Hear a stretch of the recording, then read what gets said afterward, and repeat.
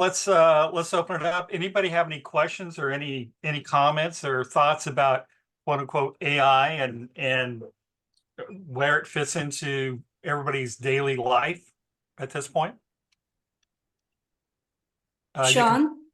Yeah, I was gonna say I have a comment and just some of the things I've been chatting with a few of.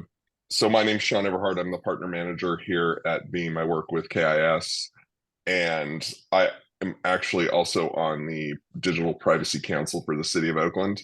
And one of the things that they're talking about is how do you take something like AI and have it help from, there's some chatter about a compliance issue. How do you use that? Obviously, I think a lot of us have heard about the ransomware attack that happened in Oakland. Oh, There yeah. are discussions really about that, of how do Have you they leverage things like that. What's up?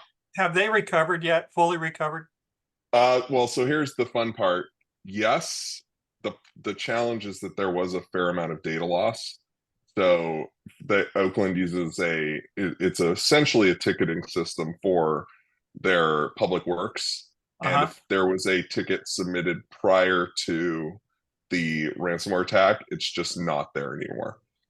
So why is that important? Well, if you're going up for funding, you're asking how many things do we actually do? It's really slowed because of that. It's really slowed down the paving of the streets of Oakland. And, mentioned NorCal. I don't know how many people have had the pleasure of driving through the city of Oakland, but you kind of have to have your both hands at 10 and 2 and really holding on as you go through the potholes. So that's really kind of providing service to the general public has really been a big thing. So, there's a lot of, to say that there's a lot of discussions about that. How do they leverage something like that to be more successful? And those conversations are happening. It's just going to take some time. Got it. Thank you. Yep. So, Aaron, are you prepped and ready to go? Yep, and we can see your screen. Aaron is on mute. See your cursor. Yep, there we go. Ask to unmute. Please go ahead and unmute yourself, Aaron. Unmute and video. There we go. Yay! Well, you'll be pleased to know my mother, who's 8 years old, is much better. She's much better at going on and being able to use video and not mute herself. Clearly, I've not as smart. Anyway, let's get going. So what I've prepared, everyone, just give you a bit of a heads up, is I've asked ChatGPT some questions. I've actually used the Veeam AI assistant some questions in kind of answering some things that I think should be raised when thinking about AI.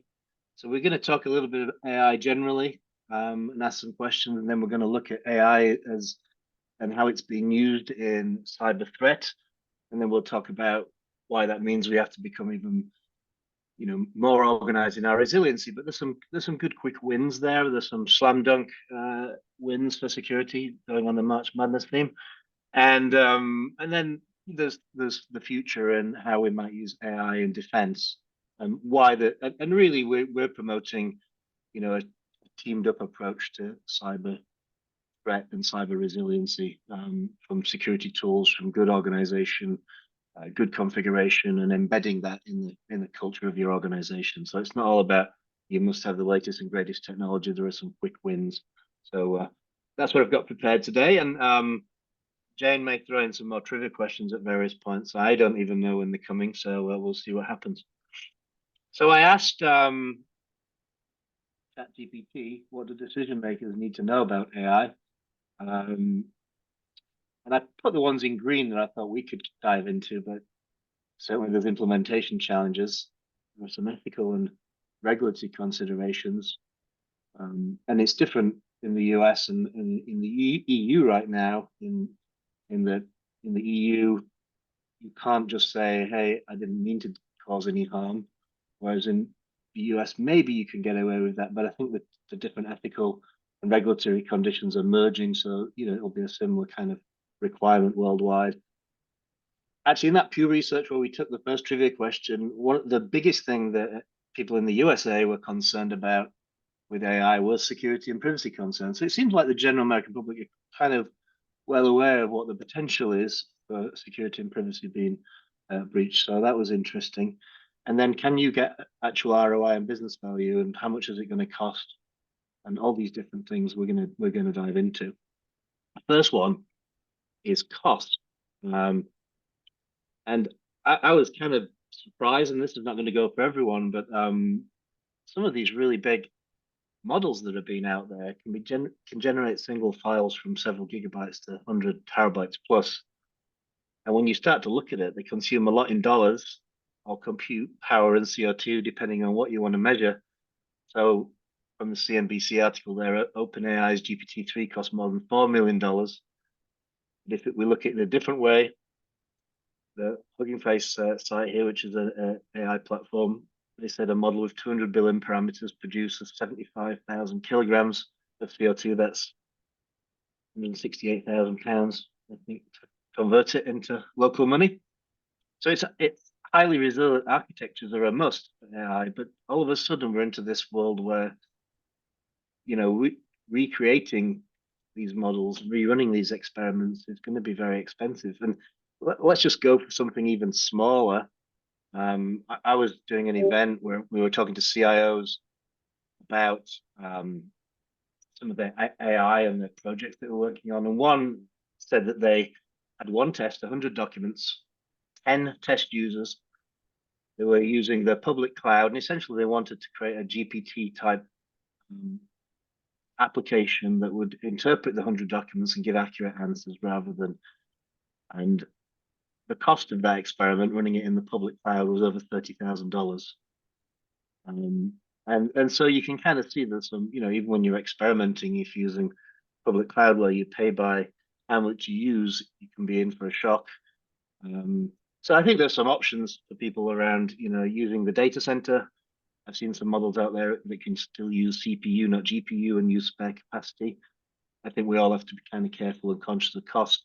But also, as you get going into the real world environment, you know, you got to protect it like any other critical application. Especially now it costs so much to produce that output. Compliance and risk. I did a lot of research on this. I tried to summarize it in one slide, but there are many different documented risks, such as privacy, compliance, bias, toxic comments, hallucination. Hallucination is interesting. I've been prompting at different AI models for some time, and I managed to get one to reference a medical journal that actually never existed. So that's kind of hallucination. Bad data in, bad data out. So, you know, it's something that we're kind of working on as an industry, and we've all got to try and be not worried about it, but concerned and put the things in place. Good business decisions that we've always kind of done with databases and other data sources. We have to kind of do the same thing here. Some of the issues around bias and exploitation, deception, all those kind of things really revolve around explainability, which is the ability to kind of say how AI was used in a decision and why it was used. And that's something that we're starting to see built into some applications like AI and cybersecurity. It makes a decision, but it can explain why it made the decision. That's not always easy in deep learning. I'll give you an example of explainability. I got this one from the UK, where I'm from originally, even though I'm speaking to you today from New Jersey. In the UK, a budget airline set out an AI algorithm on how do we maximize the amount of money our customers spend on us. And the AI algorithm, without understanding the concept of families, did understand the concept of last names and worked out if it distributed people with the same last name around the airplane, people were highly likely to pay for allocated seating next to each other. And that's manipulation, but it's explainable. The problem with some of the deep learning models is explainability could be very, very challenging. So these are some of the general issues we have with AI, but we're all managing it as an industry, and hopefully we'll get some of the answers. But I did ask AI itself what its opinion was, because I think this is kind of fun, and I think everybody should, if you're not doing it, start asking some of these different models questions. Will ChatGPT keep my data safe? The answer is no, not really. I don't really have the skills to do that. You have to essentially follow best practices. Aaron, I have a question Yeah, for sure. you. If you used a different AI platform than ChatGTP, would you get the same answer? Well, I mean, the answer is I don't know. It depends. But presumably, for these kind of things, they've trained it on a similar data set, if not the same parts of data set. So I expect most of the public ones that are trying to answer this kind of would give you very similar if answers Okay, because they can't overcommit. You know, like this one, does it violate any copyright policies? So make sure I don't violate. And because the answer is going to be no, you're responsible, and you're responsible for verifying the accuracy of the generated content. Who thank knows you. what's going to happen in the future? But yeah, certainly I've used about 3 or 4, and they all kind of have some um, different ways of answering it. But usually they give you this, general warning. Got it. Okay, so getting to the what I call the pointy end. Actually, there are at least 6. I think there's more because I discovered another one today. AI tools that help for rent or purchase on the dark web, and I've not bothered to like log in and rent or anything one of these. Yeah, I'm already in trouble with my IT department because I tried to recreate a cyber attack. Fortunately, they had even in the lab they had defense in place, but I got a call, Aaron, what you doing? You downloading stuff you're not supposed to. Okay, be careful. But a lot of these tools, like Worm GPT is, it generates fraudulent emails. It can distribute malware. It makes it easier for criminals, the criminal element, to have access to things that are more likely to trick you. Now I've read the output of these emails. I still don't think it would trick me, but it probably wouldn't trick most of you on here, but it's getting better and better at it. And the more it gets positive feedback from them when it has managed to kind of evade people's senses, evade the tools, it will get better and better. So we're going to be, constantly in this world going forward for GPT, similar phishing pages, undetectable malware. So there's a lot going on, and we need to be concerned about it in our defense. And so I'll just take you through a little bit. WormGPT hit the headlines last year. I've already had emails that I'm pretty sure came from this. I went and I report them internally with our report fish, and it's always been a fish. But you can take that text, and there are some tools out there that help you, validate. I've already seen the attacks from these, and the language is very, very kind of clean. It's probably not something that you might fall for unless you happen to be in a role where this is the kind of email you might get. So this is write a convincing email that can be used in a business email directed to account manager to pay an invoice, and it should appear to come from the CEO, right? So it gets its language correct, it's grammatically correct, it's written in a kind of friendly way, but it has some of those telltale signs of urgency. And don't verify this, just get it done. It'll be great. You're doing a great job for me. I'm the CEO. If you follow this, let's make it happen. Thank you very much. So it's kind of encouraging people to lose some of that due diligence. And so I think it's something to be concerned about. For me, in my mind, we're going to talk about zero trust as a principle later. I also call it Murphy's Law, which is anything can go wrong, it will. Never trust anything that's asking you to do something and asking you to do it urgently. Always pause, take a respite. I had one the other day. Someone called me and said, "Hey, your credit card didn't go through. You're staying in the hotel next week. Please give me the details." And I was getting the credit card out of my wallet, and then I was like, "Hang on a minute." And I instantly started questioning, "Do you have my account? I've got one on file with the hotel chain. Can you use that?" Oh, he couldn't use that. Send me an email. He sent me an email. It wasn't from the hotel chain. So I thought it was illegitimate. It turned out it was when I got there, they canceled my hotel because I hadn't paid this credit card. But I'm sorry, hotels need to give me verifying information when they call me out of the blue over the phone and ask me to give up my credit card. I'd rather be suspicious and not have a hotel room than give up my credit card details and have a whole world of pain afterwards. And I think as a culturally we all need to kind of buy into that kind of just let's have some extra verification, second and third factor verification that who someone is who they're saying they are is really who they are. Yeah, I'm suspect of any inbound calls or emails that I get these days. It's I try to verify going back to an organization's website and making my own calls into them or contact. So I hear you. Oh yeah, the critical. If everybody adopts that, I think that'll make probably one of the biggest impacts, right? But how do you adopt it in your organization? People are more likely to try to be helpful to each other. You know, there's a lot of ways we can trick ourselves with the way we've implemented things. You know, just off the cuff, I sometimes think the way I don't know about it in your organization, but sometimes I get so many requests to authenticate multi-factor authentication on different apps on my phone. Yep.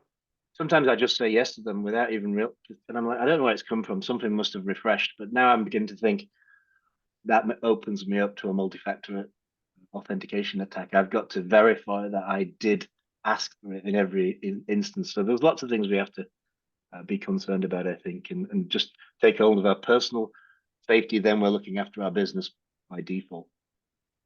So anyway, I'm going to jump into data protection trends. This is some research from us. We don't just research our own customers. We research independent organizations, and we do it every year. And it can be very, very good information for you to use, and you know to help understand what's going on and how you know as an organization you might be seeing similar things, but it's good to know you're not alone, and they can use that to spark off projects. These were some of the key highlights, and I've got three more bullets after this. But 75% of organizations suffered at least one ransomware attack, and I think it's probably over high, and it's to do with people who respond to surveys. But in other surveys, it's 72% and 66%. So we know it's high. 93% of the time they attack backups because if they cripple recovery, they're more likely to get paid. So you know, an air gap of your backup system is a very slam dunk kind of thing that you can implement to make sure you've got protection. And a lot of organizations recognize a protection gap or a recovery gap. What we're talking about there is they know that when they recover something from a disaster like a cyber attack, not only is the more data going to be lost than what the business expects, because you know it might be 24 hours, but also the time it's going to take them to get back into production is greater than the business expects. And I think that's a real telling stat. And I'd encourage anyone to download the research and maybe use that one, because I don't think it's that IT got bad at anything and they suddenly started doing a bad job. But if you look at like the next piece of research, which was what was the most impactful event, I'm pretty sure IT wouldn't have a gap. But all these other outages, storage, application, public cloud, server outage, software outage, whatever we've been managing to today, we're probably still really good at that. And we can probably do that within the time frame that's required. It's that the cybersecurity event is the most impactful because it's the only event where the data could be damaged. You know, on average, it's, you know, 39% of data is encrypted in a successful attack. It can be over 90%. And also when you're doing recovery, you've got more to think about, because what you don't want to be restoring is restoring any systems that might have things installed on them that make sure that the threat actor has permanence and can get back into the system. You need to forensically clean the system when you go back and recover it. And that's why these attacks are so impactful. On a couple more data points of interest, when we ask people what modern would be in data protection solutions, which is what we deliver, the number one people are asking for is integration between data protection and cyber tools. I think I know why, because I think enough organizations have been through successful recovery, but what they really understand is there's an opportunity to kind of compress the time it takes to recover if there are integration between data protection and cyber tools, and maybe an opportunity to protect ourselves better. We'll talk about that in a little bit. People are looking for manageability and being informed quickly with alerting and integration between systems, and people want mobility to the cloud, across clouds, and back to the data center if required. I think that's more of a we see people building that in, even though they might be not using that. They want to build that flexibility in. So one last bit on the stats before I get into some information is the other one is alignment with security teams. We think it's one of the biggest pieces of recommendation is to align IT and cyber teams, but also the whole organization.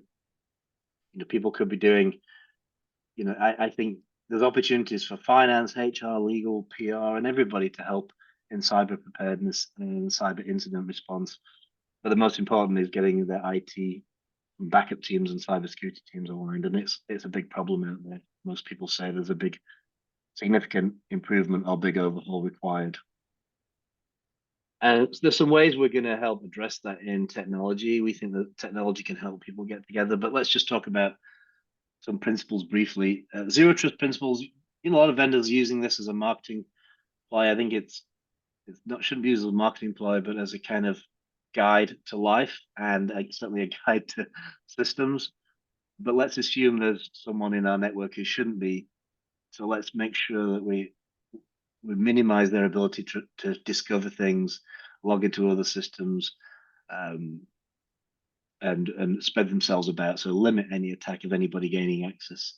Continue to verify every access and every access attempt, and use least privilege for every system, and have a lot of separation in your environment. If we do these things well, you're going to be in a better state than you were before. And when it comes to data resilience, these are the important things: resilience zones, 3 copies of data, 2 different backup types, and 1 backup is offsite and hopefully immutable or air-gapped. The immutability is essentially you're writing the data to a system that guarantees it will be retained and cannot be deleted even by an admin of that storage. Even better if there is no known way of removing it. It's just you've made that backup and it has to stay there. That is kind of taking the most secure option to making sure that if you do get an attack, you've got something to recover from. We also think it's important that separation of backup software and the storage, there's no trust between them. Accessing one can't get you access to the other. We think that's also reduces risk, and everybody's looking to reduce risk these days. The good news is with Veeam and with our partners, there's a lot of choice here. There's a lot of choice. You can buy things for your data center. There are appliances specifically built to work with Veeam. You can make copies into the public cloud. There's a lot of choice. It doesn't have to be unaffordable. It can be very, very affordable, and it can actually improve your backup performance, but also your recovery performance if you choose the right kind of storage here. So there's a great choice for everyone, and we can help you do that, and kids, they can help you do that too. And I talked about recovery. We talked about the impacts. Most of those old events that we're good at managing, we designed. We didn't have to design for recovery because restore was usually only a few percentages of our environment. One guide is you may not pick 100% as your figure, but if 39% in average is the average of data that gets affected in a cyber attack, then that might be a number where you have to start designing for doing things at scale.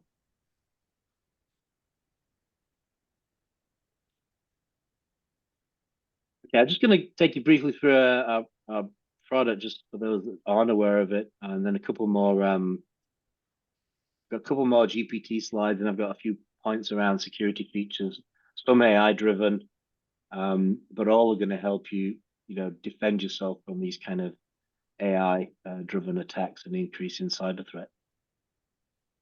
And then, Jane, when are we going to do another question? Yeah, let's do it. Let's do another question. Mike, can you help me? Yeah, sure. My pleasure. I don't want to put you on the spot. It is. Yep. Oh, I'm crumbling. Okay, trivia question number 2. According to Pew Research Center, November 21, 2023, what percentage of Americans think AI will improve healthcare patient outcomes? 60, Alrighty. 60, 27, 38, or 77? All right, 3, 2, and 1, and cool. Well, I knew the audience wouldn't let me down. That is the right answer, 38%. Interestingly enough, and I, obviously healthcare is one where I think we all expect they should be some improvement, right? But we did see that for specific treatment, people are very, very well aware of healthcare in this country, and they were all in favor of using things like AI for scanning our skin for things like skin cancer, and they were very specific on the treatments where they knew where it would help and where it wouldn't. So, hats off to how informed people are, to be honest. Very impressed. Totally agree. All right. Okay. So we're in the home straight now. We're trying for the last base. Trying to do my American sports. I do actually watch baseball, and it's probably the one I've adopted the most. So the Veeam data platform, it covers everything that's virtual and physical and in the public cloud these days, including new cloud native environments like Kubernetes and data in as a service applications like Microsoft 365 and Salesforce. It's critical to cover all these applications. Other parts of the research tell you that every attack surface gets attacked. So we know that everywhere is a risk. 365 is something, 5 years ago, only 20% of organizations were backing that up with a product like ours or any of the other products out there. Today, it's over 70%. People are beginning to realize, as Microsoft also start to say, hey, you're still in charge of the data yourself. And it could be critical data, especially data that you might need in the future, such as responding to e-discovery requests and stuff. So there's a lot of reason to protect that. We don't just do the backup and recovery, but we also focus on building secure, modern APIs between everything. It's our product talks to itself, but that allows us to do integrations with other tools and technologies. And so as other organizations were asking for modern to have manageability, there's an opportunity to be informed. But we also build it out of the box with monitoring and analytics, a very easy tool to use that has some AI built into it, which uses learning from our support database, and we download signatures, and that can kind of predict problems based on things it's seeing in the environment and try and be proactive and help you. But it can also be used to do policy enforcement. Did I take a backup? Is it within the time window? Is it offsite? Is it immutable? All those things can be policy enforced. Is someone, can I raise an alert to a security tool because someone tried to add another user? It's not something that, and we want to raise an alert on that. There are a lot of things you can do to be more secure. And recovery orchestration is a way of like really bootstrapping any kind of disaster recovery and automating that piece. And many organizations who I've spoke to who successfully recovered from a ransomware attack, in their lessons learned would be, I wish we had a way to automate the beginning, building my infrastructure. I wish I had infrastructure as code. I wish I had orchestration, because I could have saved, a few days of effort. And so we've built all of that into the products, such as one popular one is taking something that's in a data center and recovering it into the cloud as one of your recovery targets, in case your data center is not available to you in the event of a disaster. So those are things you got to consider. The platform can be purchased and installed itself, but you can also buy into it as a service from ourselves for the Microsoft environment. We've built in generative AI capabilities, and we're going to ask it a couple of questions for a bit of fun later. The APIs, as I told you, and then we're doing a whole raft of security and cyber ecosystem partners with some out-of-the-box integrations and a lot more to come. So a little bit on that later. Cool. So this is the Veeam AI system. This one's actually in my office, but it's actually the UI. This one, we also made it available to ourselves inside our organization. That's so that we could test it long before we published it in our product, because it's critical that you test your software. But I like to put these out there. Can you give me the top 10 recommendations in preparation for ransomware? What I particularly like about the answer is not all of them even though it says I'm going to focus on Veeam products, in the top 10, some of it wasn't Veeam products. It's not like it's not being trained on something that's so biased that's kind of giving you bad advice. It's giving you good advice. The 3-2-1 rule, air gapped backups, immutable copies, regular scheduled backups, test your recovery, least privilege access, network segmentation, patch management. These are all, you could go to any security vendor and they tell you to do all these things. I particularly like that. Security training, I would always start with that as probably my number one. But it also says endpoint protection and robust antivirus or anti-malware solutions to detect and prevent ransomware infections and have an incident response plan. I mean, I think the endpoint protection, more and more backup tools, including our own, have stuff built in. We can detect some compromises and some cyber threats and ransomware attacks. But we're not the only game in town, and you need endpoint detection. And as we know, endpoint detection these days is becoming AI driven. So some of the big vendors, they're training their models on millions and millions of lines of attacks and malware strains, right? And so they're going to be your best bet in town. And actually, the data backs that up. In our research, again, how did you discover the attack? 10% of the time, it's backup tools. So that's great. It's great that we've all vendors have built some stuff in here, Nick, and I absolutely recommend using it. But the most of the time, it's going to be in your network security and malware detection tools. So, we never would advise against investing in there, especially the AI-powered ones. But there's a way of getting more out of having products integrated between IT and cyber. So we'll talk a little on that. So I have another question. I remember now. How does the incident API make me say? I happen to know there's something called the incident API, so I'm kind of cheating. But I should have asked it 3 more questions to get it to give me incident API as the answer. But anyway, the incident API is something that we have in our product, which essentially allows you to receive, send a lot of information out to different alerting tools, but also receive information into Veeam and act upon it. So one of the things that it can do is if I have an endpoint security detection tool that detects a compromise, maybe it's an early phase compromise, it's detected that there was an RDP login from localhost, which usually is a bad thing. It means there's some kind of persistent tunnel being created. And it raises an alert. Well, the incident API can come from the endpoint detection tool now to Veeam. It allows us to take things like an immediate backup, but also mark that any backups of that system as potentially as suspicious. Then we have to investigate them further. So we're doing that integration, and we're helping bring the products and the teams together through doing that. And just to announce, if you might have seen the announcement, the first one that we came out of the box with was, so I wasn't going to mention it because we're going to do a lot more of this. And you can already integrate other tools if you've got different tools. It's about just knowing how to raise the incident API. But as vendors start to work together, there's going to be a lot of room for improvement as we all look to get better at defending from AI-powered threats in our world. We're going to get that benefit from having friends in the playground and having integrated data protection and security tools.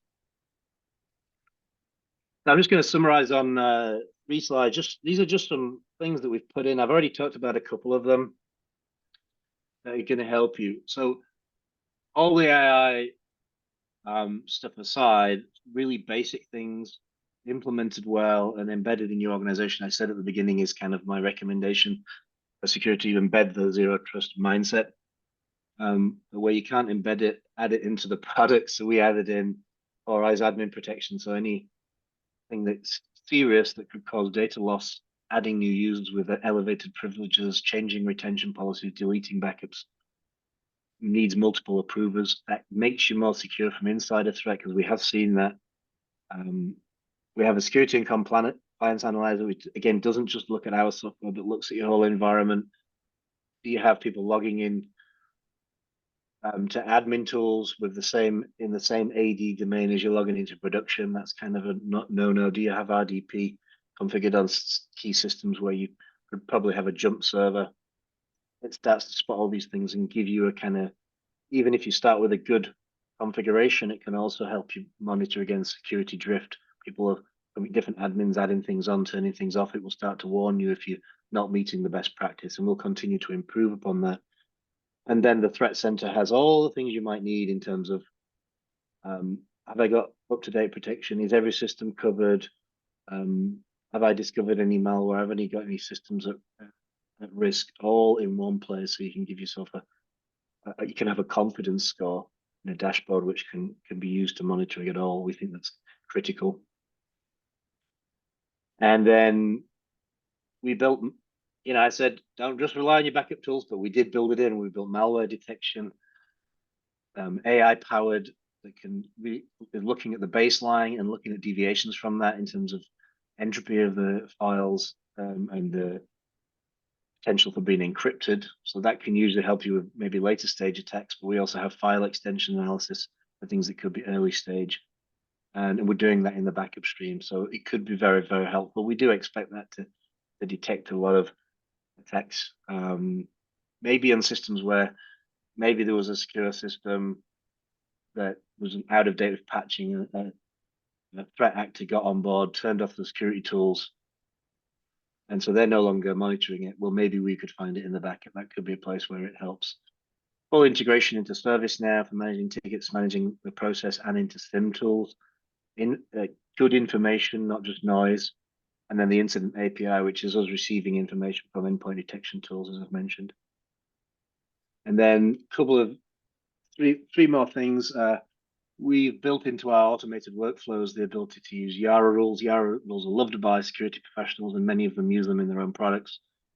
But I typically see it working where you get the Yara rule from a security team, you plug that into the Veeam environment, and you use that to kind of look at any suspicious systems, and then figure out if you've got you've got indicators of compromise in there. That can also be used automatically to discover clean environments that can be recovered.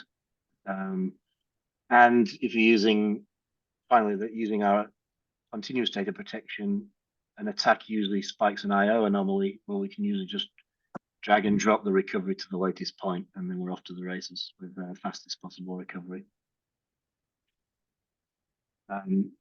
So in summary, I guess we've got one more question as well, but AI is powering more and more sophisticated attacks, so we're going to have to be even more prepared for the inevitable. I would recommend tabletop exercises and getting in vendors who can help you cover the bases, and then look to continually improve. And the bases are, protect the data, make it immutable, and test your recovery from our perspective, and then try to continually improve from there. Excellent. So Jane, do you have another question, another trivia question? Yes, let's do it. Launching it now. All right, trivia question number 3. According to Hugging Face, an LLM model with 2 billion parameters produces approximately 75,000 kilograms or 83 tons of CO2 emissions. According to the EPA, what is the equivalent? That is the equivalent of charging how many smartphones? Interesting. We've got a smart audience today. Wow. Come on. Mhm. I wouldn't have any idea. I looked this up. There's an EPA.gov that gives you all the equivalencies in case you have it. It's very, very useful site. I'm guilty. My phone's always charging. So we have a tie, but one of the ties is the correct answer. It's 5 million. 5 million phones, right? Wow. Building that one model. If every organization in the world is doing stuff with AI, just think how much it's producing. And the EPA.gov will give you, and that was the answer. Everybody got it right.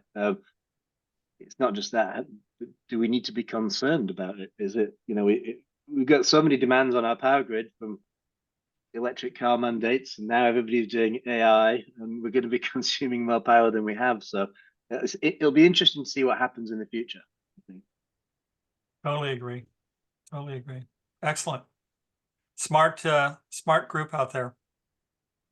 So, Aaron, do you have anything else?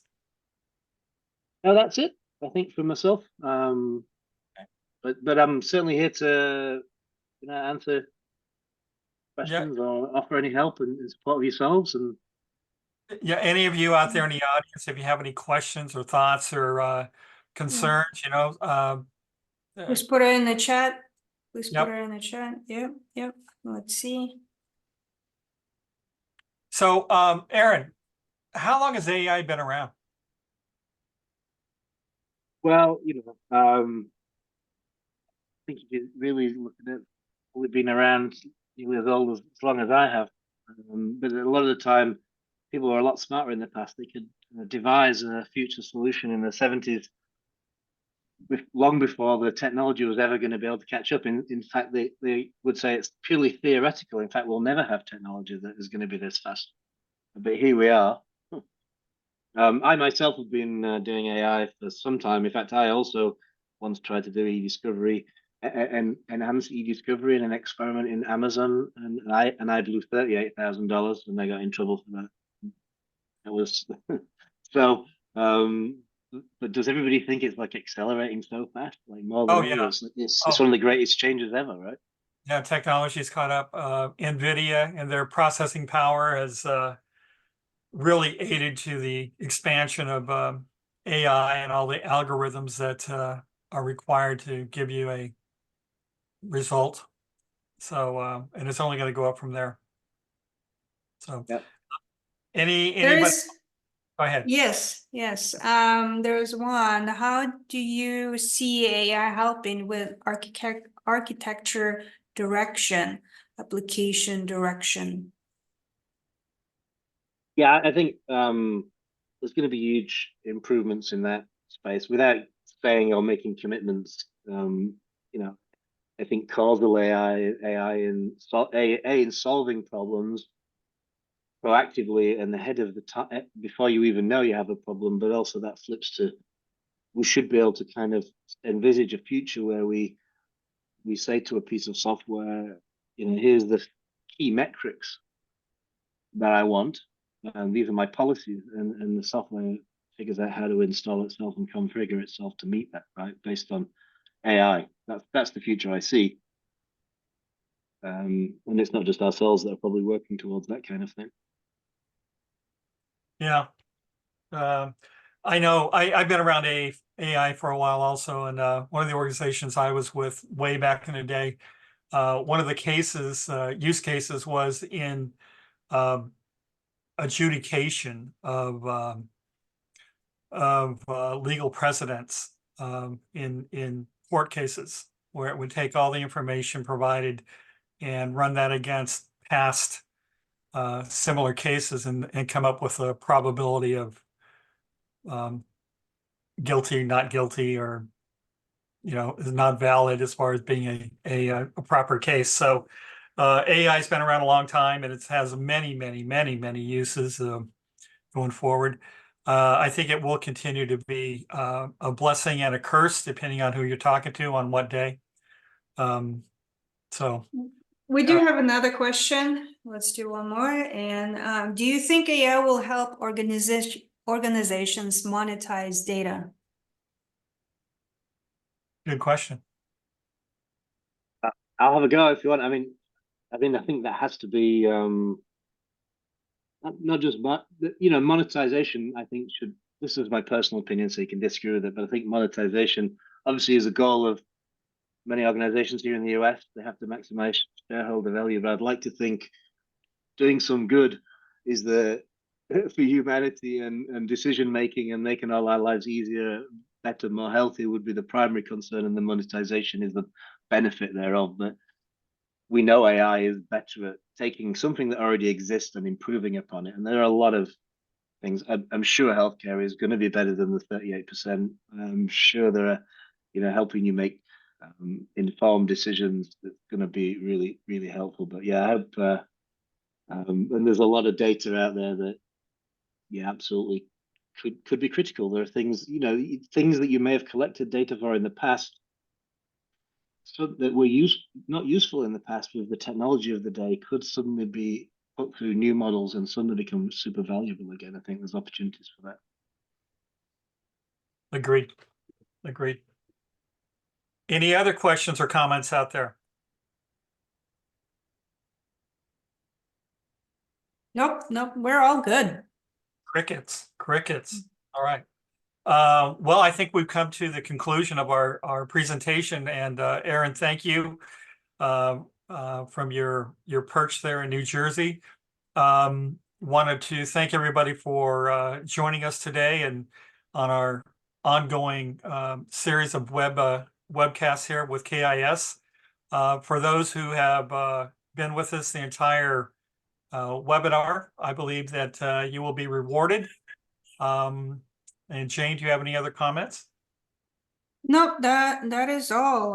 We'll send the recording and the slides in the follow-up thank you email. And you will hear from me and from Veeam regarding your Omaha Steak card, gift card, which is awesome. But otherwise, again, thank you so much for joining us today. And we hope that you have a lovely afternoon. I agree. And if we can help in any way with any of your challenges out there, let us know. We'll see what we can come up with. And until then, I wish you bon appetit. Yep. Yep, it's almost lunchtime. Awesome. All right. Thank you guys. Have Thanks a nice all. day. Bye-bye. Bye.